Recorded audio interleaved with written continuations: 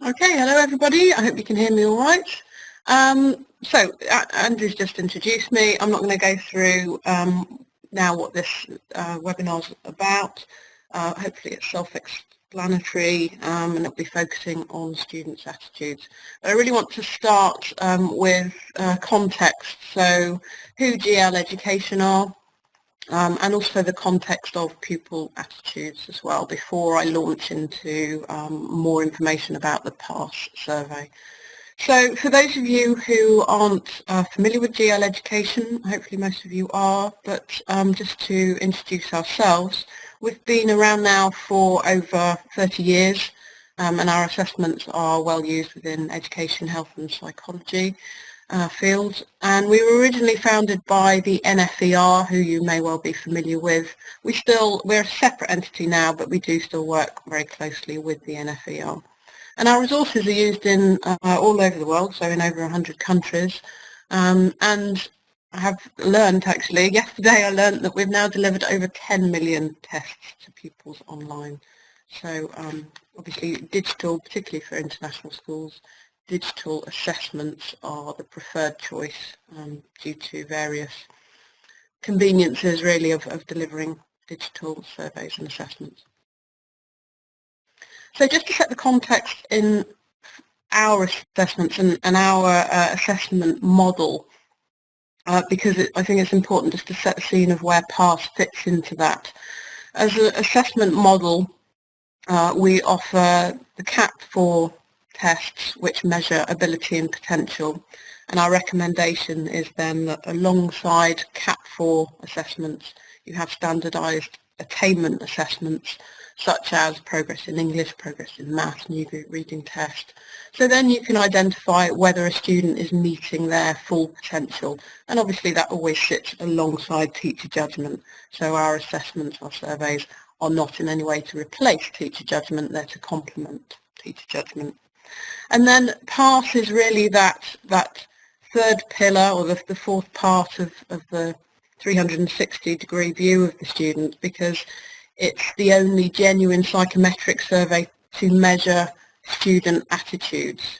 So particularly if a student is not meeting their full potential, trying to uncover the attitude aspect behind students not meeting their potential is very difficult if you don't have the PASS survey to identify what is going on underneath the tip of the iceberg with that student. But of course it's not just about underachievement. There are many reasons why you would want to understand people's attitudes, and hopefully by the end of this webinar I will have referred to a number of things that you can uncover really by running the PASS survey. This is a slide that the OECD displayed, but I know it's a graph and you have to look carefully at it. But again, just to set some context of really why our attitude's important. And I guess I don't really need to spell that out to you. Anybody who is involved in education knows just how important a pupil's attitudes actually are. But of course, they are attitudes are judgments in a school setting, and a student's attitudes to learning then influences their whole educational experience, and of course their attainment. And the OECD have done quite a lot of research in this area. I read something the other day, just to summarise, they said a comprehensive assessment of how well a country is performing in education must therefore look at cognitive, affective and attitudinal aspects in addition to academic performance.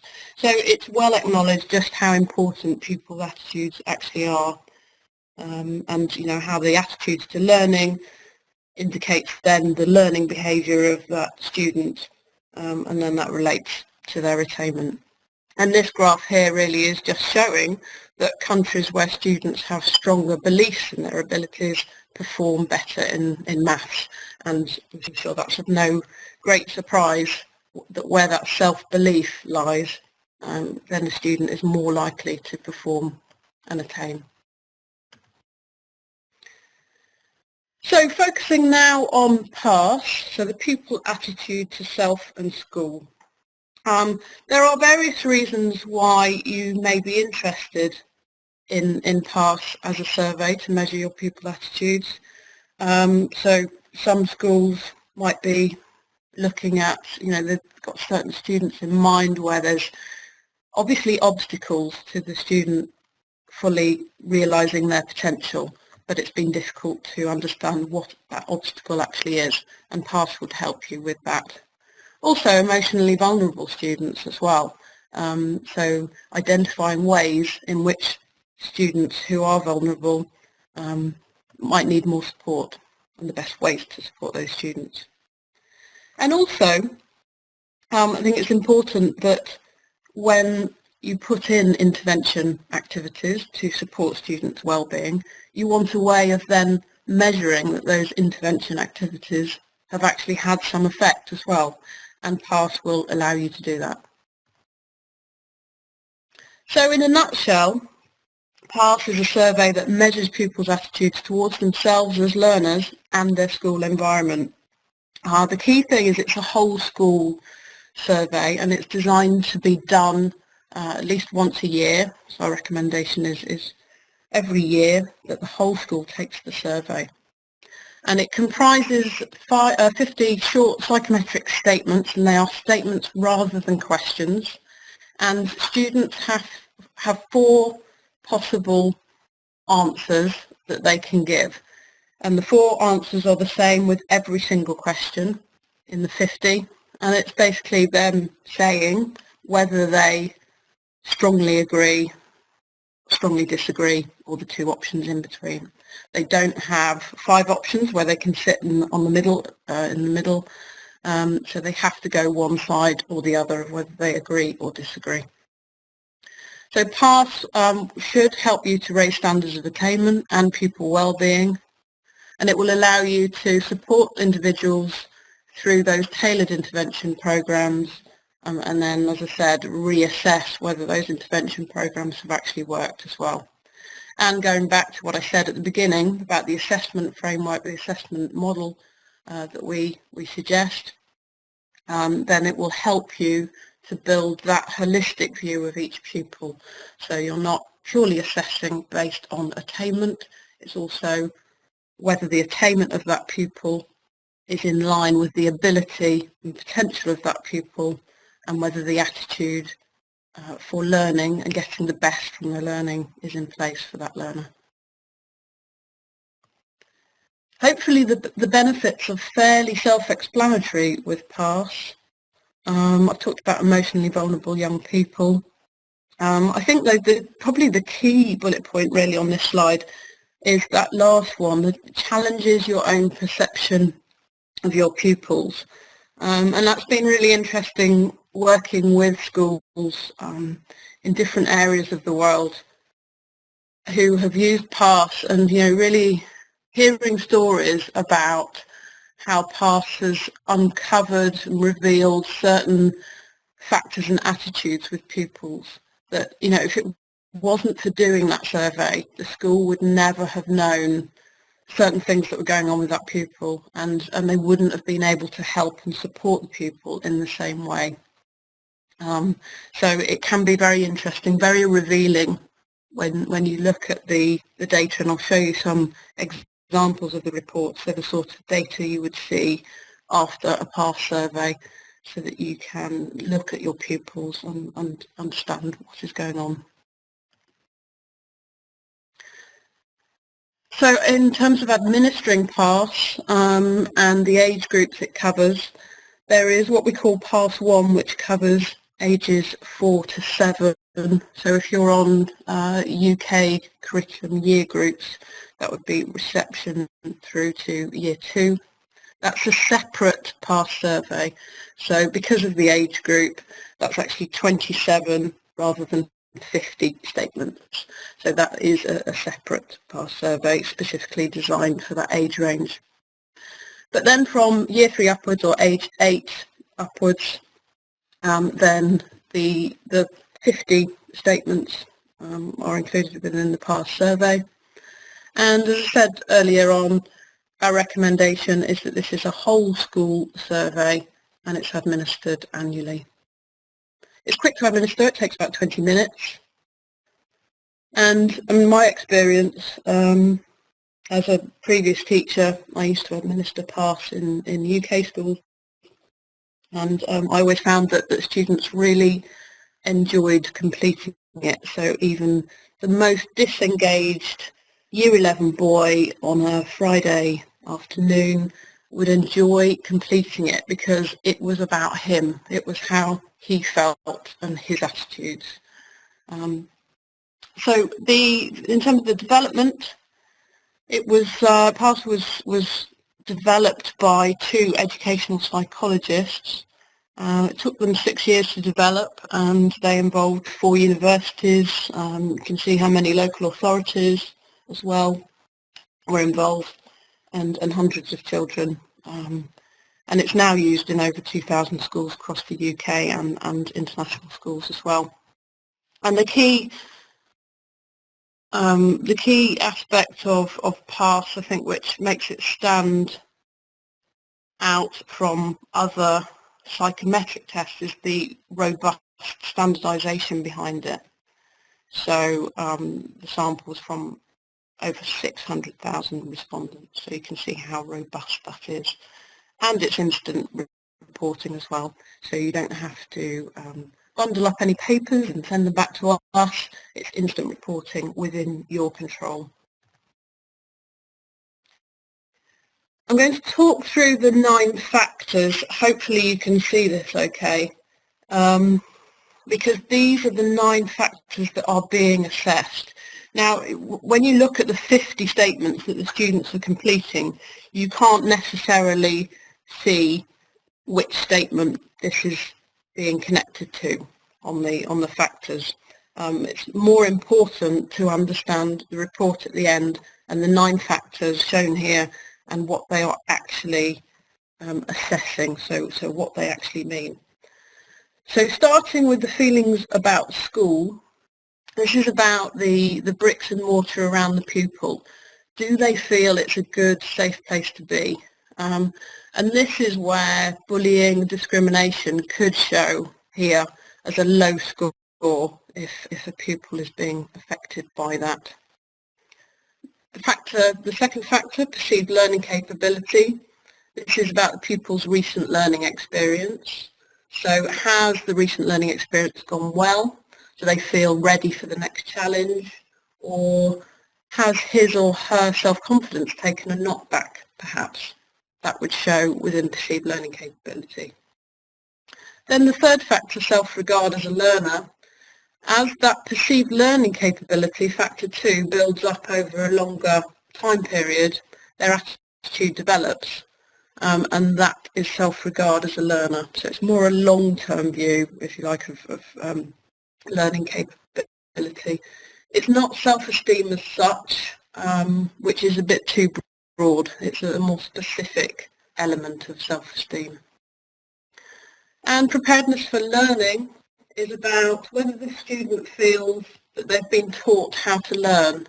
Now this can be a link with behaviour, so some disengaged learners may be disengaged, may be showing low-level disruption within the classroom because actually they don't know how to learn, they're not prepared for learning. Number 5, attitudes to teachers.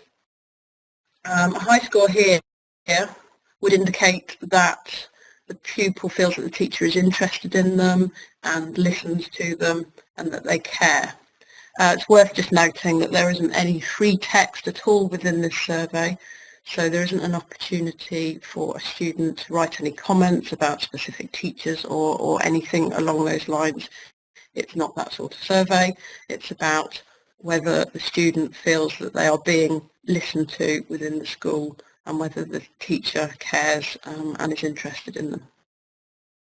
Number 6, the general work ethic. This is more than just school. This measures a pupil's motivation to succeed in life generally, not just in school. It's quite interesting when you see a student who is perhaps involved in a family business, then this score tends to be relatively high. Number 7, the confidence in learning. This is about the ability to stick at a challenge and not give up.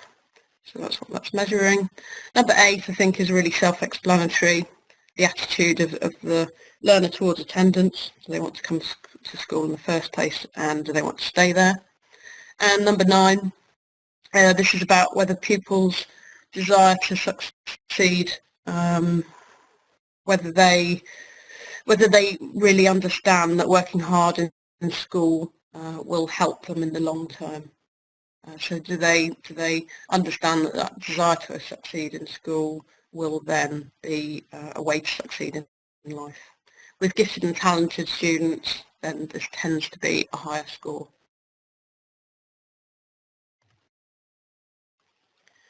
On the screen now, I know this is very small. It's not designed so that you can actually see the wording particularly. This is more just to show the screenshots of what the screen actually looks like when the student is taking the PASS survey. So you should be able to make out there that you've got 4 possible answers against each statement, and that the student needs to decide on one of those per statement.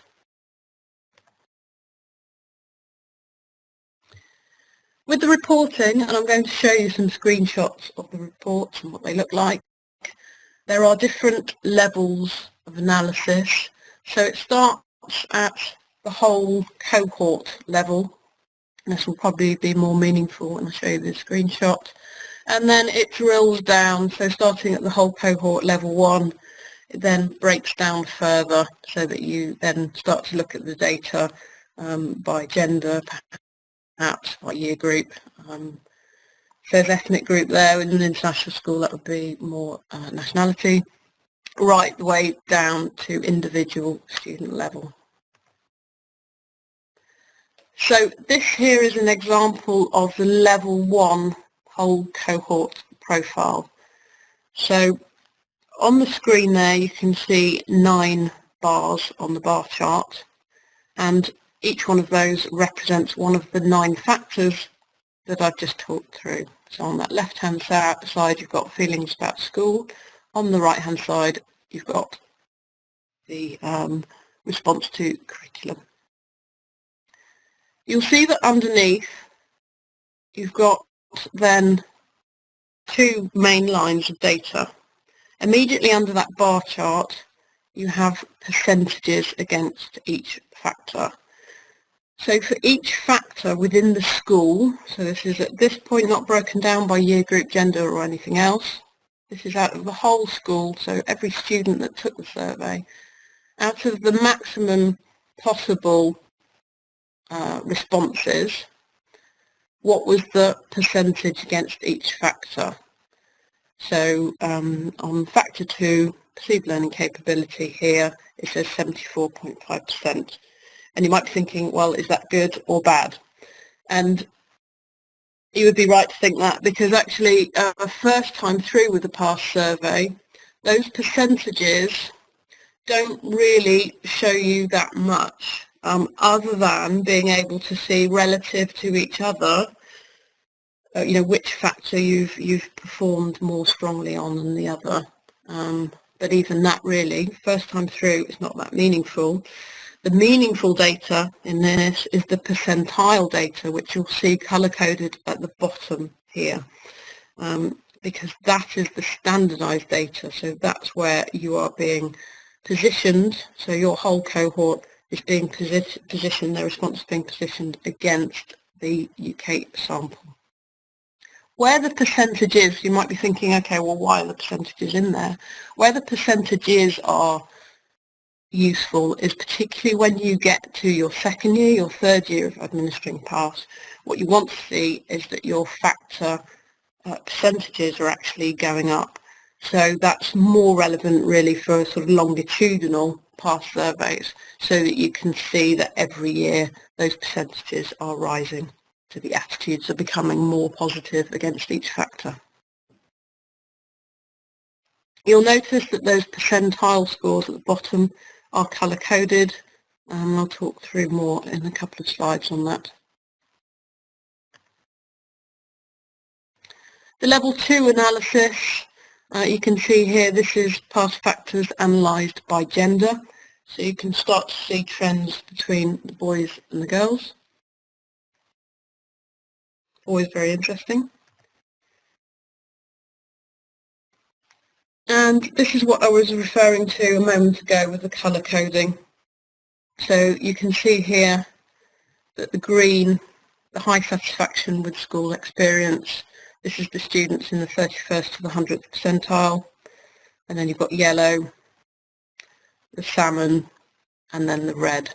So really this is just, you know, to hopefully save you having to really look at the figures to identify, you know, the areas of greatest positivity or greatest concern, that's colour coded for you, just so that that's a bit easier to identify in the first place.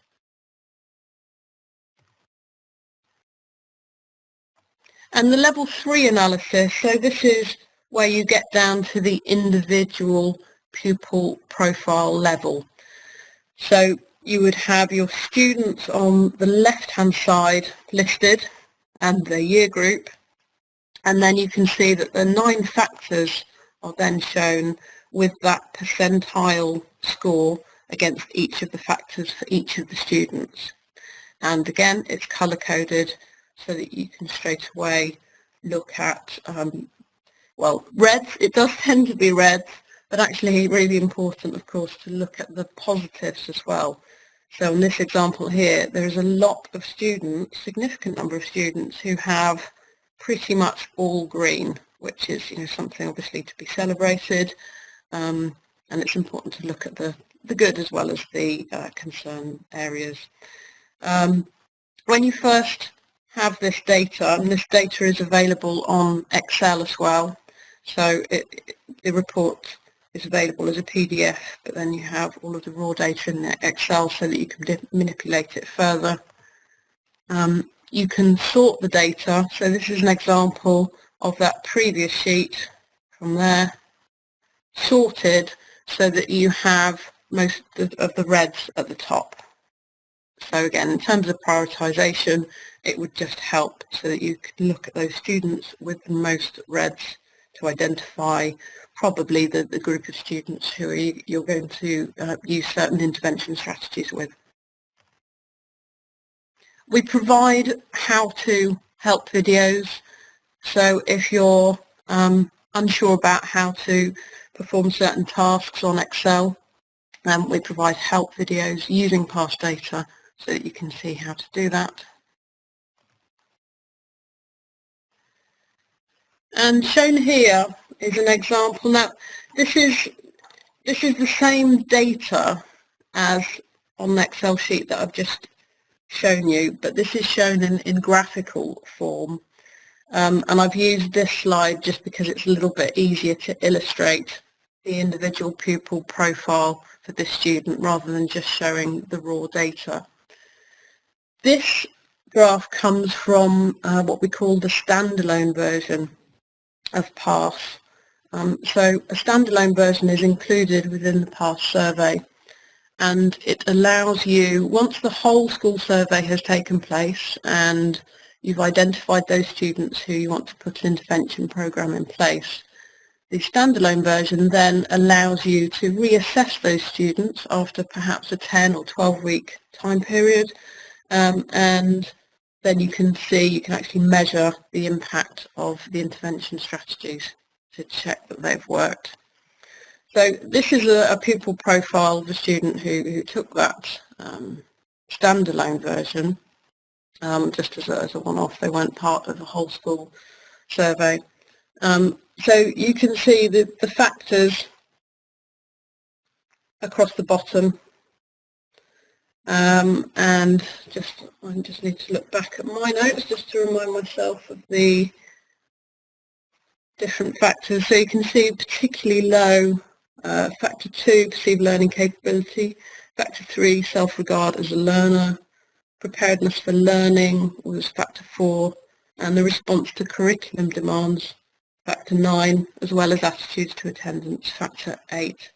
So this was a student, just to give you a bit of background on this student, This was a year 8 boy, highly disaffected, low-level disruption within class, and the student's parents had split up, and the pupil basically wanted to talk to someone. This is what was revealed really through the process of administering the PASS survey and looking at the data with the pupil. So the pupil wanted to talk to someone but didn't feel equipped to learn, didn't feel equipped to talk to anybody.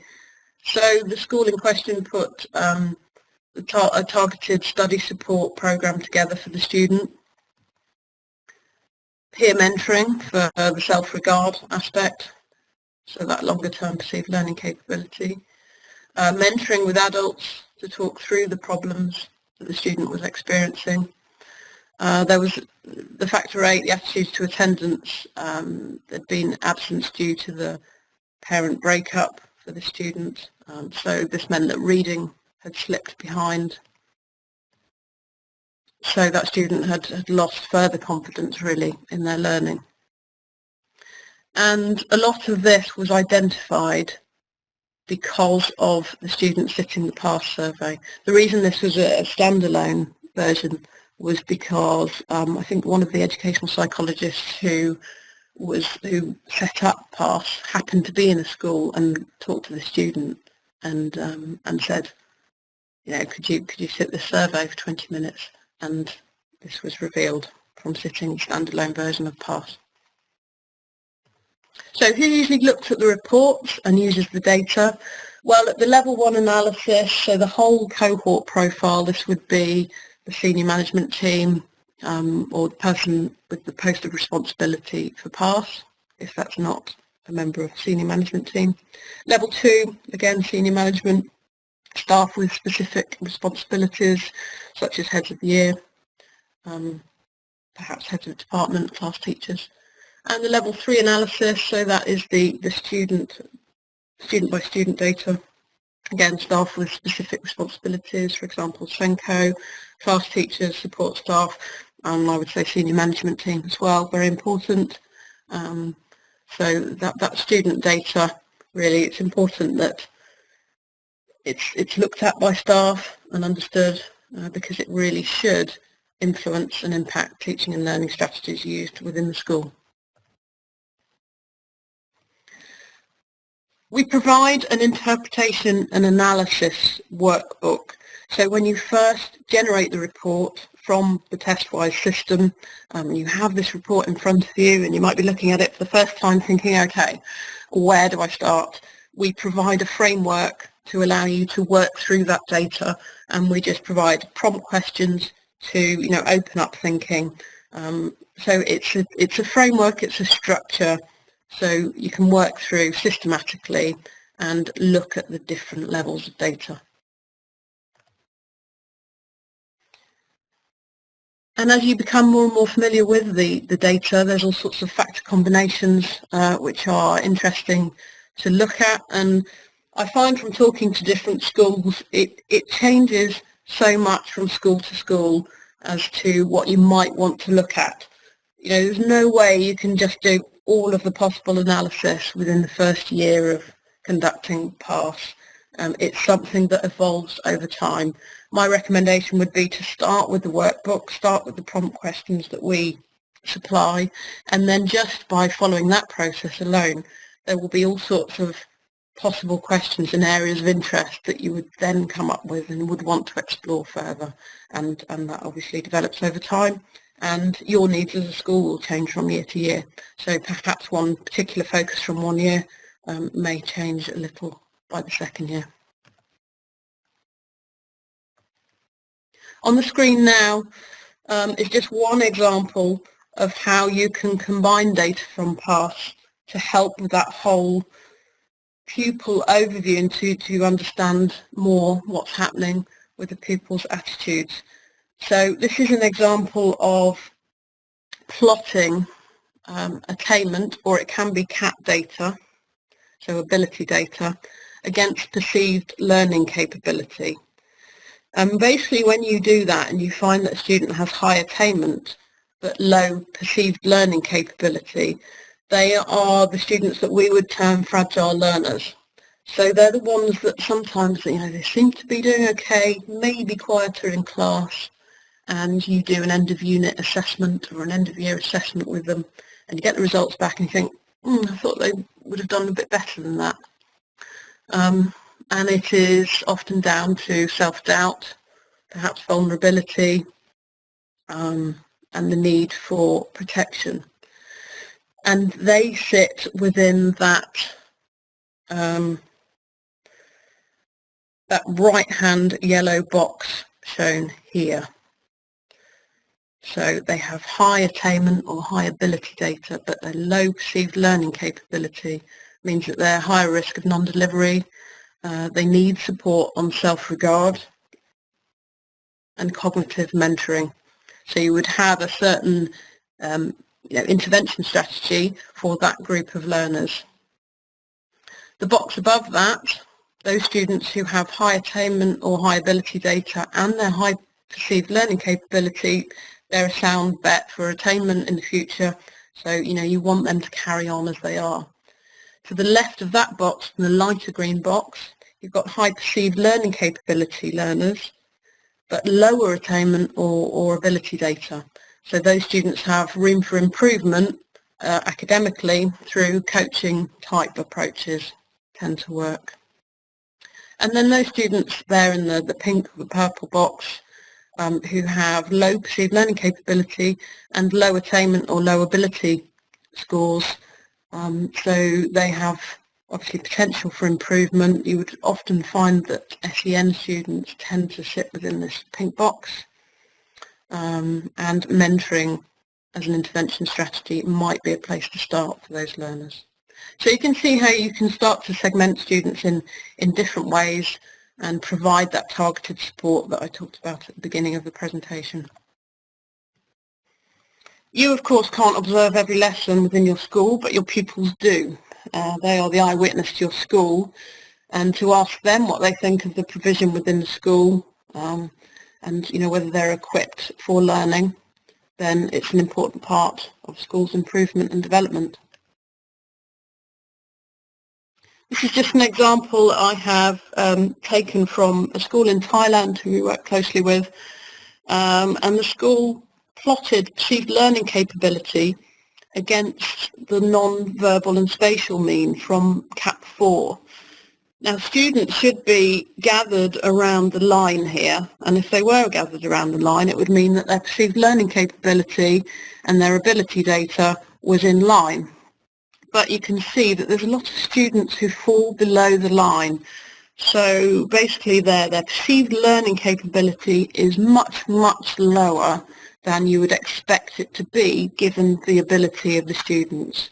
So for this school in particular, one of their aims is to, in effect, move all of those data points up further towards the line and above the line. Because the students' perceived learning capability is much lower than their ability is.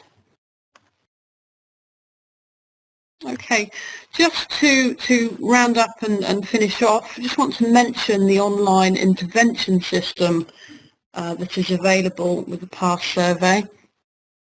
So this is, you've run the survey, you've got the data, so you've generated the reports, you've hopefully worked through the workbook, so you've done some data analysis work, and then really the next piece of the jigsaw is then deciding on the intervention strategies that you're going to use with your students. And we provide an online intervention system which is a starting point for devising your intervention strategy program.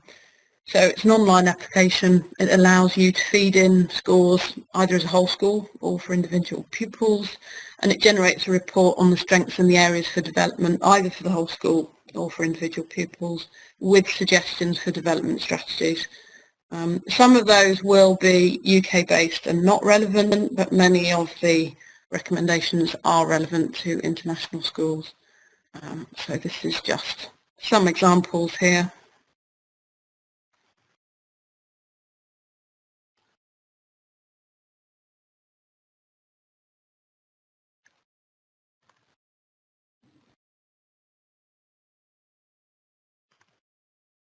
I know I've flashed through those very quickly, but it's just to give you really a flavour of the sorts of suggestions that sit within the online intervention strategy toolkit.